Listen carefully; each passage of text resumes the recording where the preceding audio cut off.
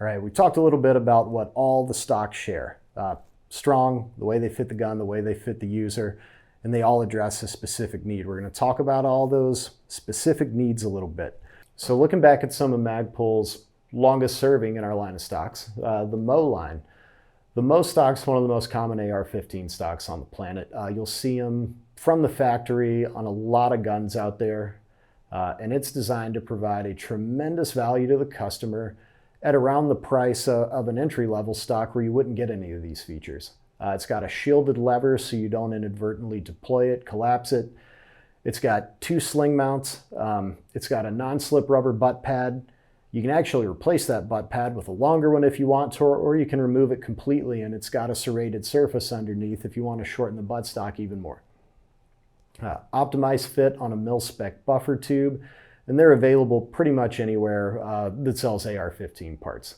We've also got a fixed stock version with the same features. It just isn't adjustable on the tube, and it goes on a carbine tube and provides you a really solid, no-frills fixed stock. And then we make one for a rifle tube that's got integrated storage into the rear, maintains the ability to put a QD sling cup on it if you want that option. It's got a footman's loop, and it's an excellent replacement for an A1 or A2 buttstock. Moving on from the MOE line, we've got the CTR stock, one of the most iconic AR stocks in existence. The A-frame architecture looks a lot like the MOE stock. They share a lot of DNA, but if you notice, when you pull the lever, there's a clamp on the front. What that clamp does, squeeze the stock together on the buffer tube and provide an optimized fit for as little rattle as possible. It's also got a steel QD cup that's ambidextrous and the footman's loops that you saw on the MOE stock. So you've got more sling mounting options. It uses the same butt pad, which is compatible with an enhanced extended butt pad. And again, you're going to see this thing all over the place. It's an authorized item for the U.S. Army. It's on their AAL for the M4. So if you're a mil user, you can go buy one of these and put it on your gun, and it's approved by the Army now. From the CTR line, we've also got the STR, which is a type-restricted stock. CTR is the compact type-restricted. The STR is the storage type-restricted. And if you notice, it's got battery tubes on it. You can pull these rubber caps off and store spare batteries on it. It's also got optional QD cups that you can reverse left, right, or put one on both sides and have ambidextrous steel QD sling cups. Same butt pad compatibility, same footman's loop compatibility, and the same clamp on the front to reduce buffer tube wiggle. With the first generation of Magpul stock, shortly after, we had the ACS and the ACSL. The ACS was a unique stock in that it had 2 types of storage. A door, kind of like you saw in the original UBR, and the battery tube, similar to the STR. You've still got a footman's loop for sling mounting. You've got an optional point to add a QD cup. Then you've got the shielded lever and clamping mechanism. And then we've got the ACSL, which is the same stock without the battery tubes. In our current line of carbine stocks, a few years after the CTR line and its expansion, we moved into the SL line of stocks, which was a really cool departure from the CTR. We've got different architecture and we've got a different mechanism to improve the buffer tube fit. So when you see an SL stock, you're not going to see the clamp that we had from the CTR. You've still got a shielded lever so you don't inadvertently activate it. You've still got the ambidextrous steel QD cup inserts. You've still got 2 footman's loop options, and you've got a slightly improved butt pad with a different angle and a rolled toe that makes it really easy to shoulder and channels recoil straight back into your shoulder. But when you look at the SL stock, how do we improve the buffer tube fit? If you look down, you'll see a nickel boron coated spring. A lot of people refer to that as hard chrome. It's a really slick metal finish. And what those springs do is tension against the buffer tube and bias the stock. So it really doesn't matter if your tube's dimensionally correct or not. If you can get the stock on there, they're going to take the slack out of it and provide you a solid fit regardless of the buffer tube you've got on your gun. And it's also passive to the user, so you don't have to worry about relatching it like you had to do on the CTR or the STR. Once the stock's installed, it's constantly taking the tension out. That stock grew into the SLS, which is an SL variant that provides storage. It uses rubber plugs on the back that you pull out. You can push batteries down in there, reinsert the plugs. It's waterproof. Your batteries aren't going to get wet if the stock gets submerged. And one of the things we were able to do with our adjustment mechanism is by moving that mechanism down, we were able to bring the battery tubes in from a lot of tube storage stocks. So instead of a really radical angle, you get a much better cheek weld with the SLS than you do a lot of popular storage stocks. We also had a lot of requests for a compact version of a Magpul stock that was smaller than the MOE or the CTR or the current SL. And we moved into the MOE SLK, which is our take on the original Colt N stock, what you might see referred to as a Car 15 stock, where it's a small footprint, reduced feature set, but really, really compact, lightweight, and efficient on the gun. We were able to take that concept, keep the rubber butt pad with the appropriate angle in the rolled toe. You've also got a footman's loop for an 1.25" sling. And the cool thing about this footman's loop is you can take one of our M-Lock QD cups, bolt it right through because it's also an M-Lock slot, and add a QD capability if you decide you need it. We've got a shielded lever, and the shielded lever protrudes into the buffer tube channel and actually pushes up on the tube to give you some of the same functionality of the leaf springs of the original SL. So this is our super compact carbine stock. We thought we were done with the SL line until the next gen squad weapon program for the US government. You will see the smallest variant, the MOE SLM, which is our micro stock.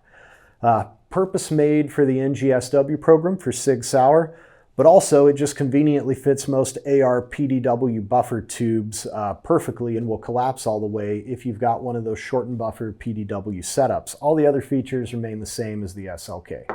Right, so that takes us through Magpul's more traditional carbine stocks.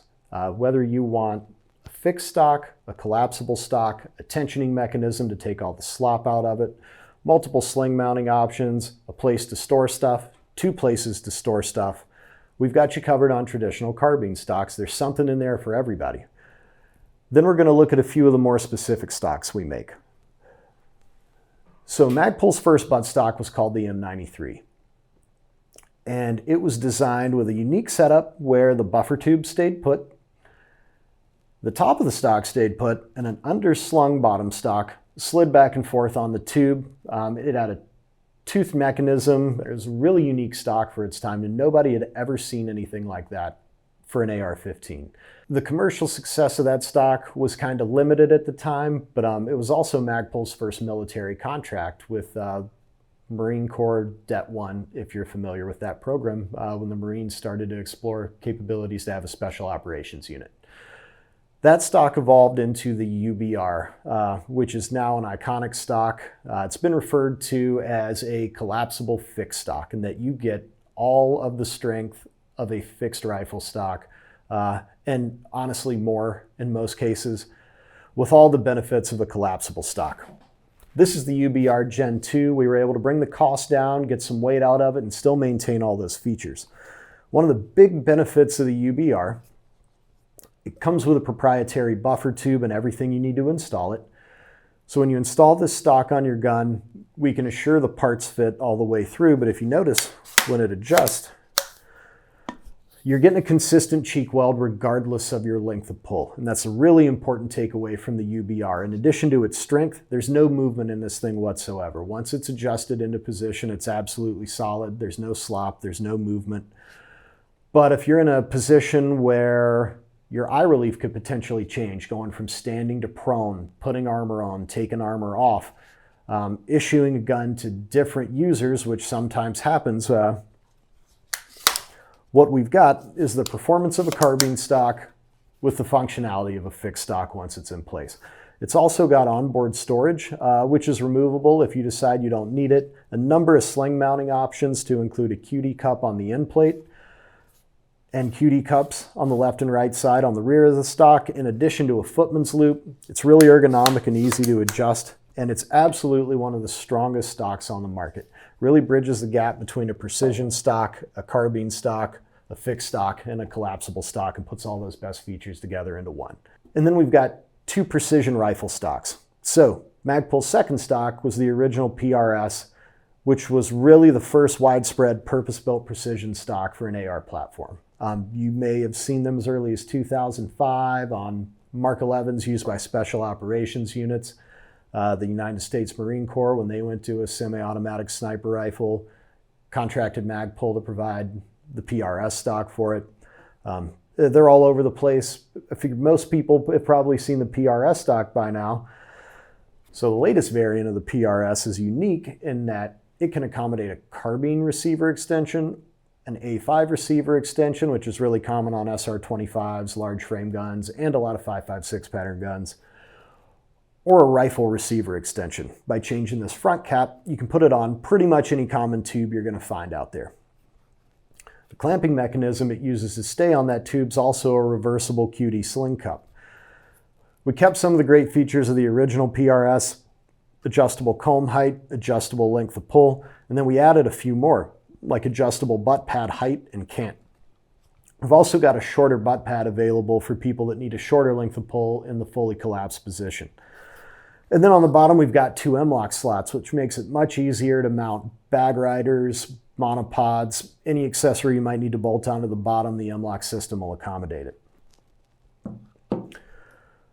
The PRS stock is fully featured, but it's not the lightest weight.